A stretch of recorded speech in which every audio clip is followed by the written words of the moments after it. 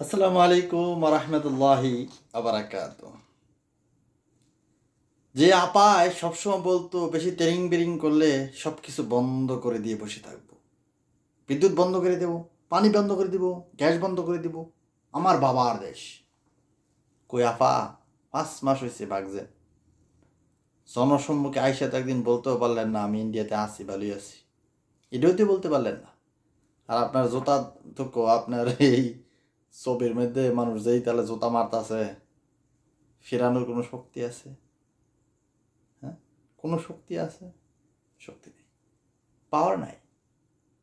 এমন রাজনীতি করলেন, এমন 15 বছর রাজত্ব করলেন, এখন দেশের মানুষ জুতা মারে। আহারে রাজনীতি, কইছিলাম ক্ষমতা দেখাইবেন না।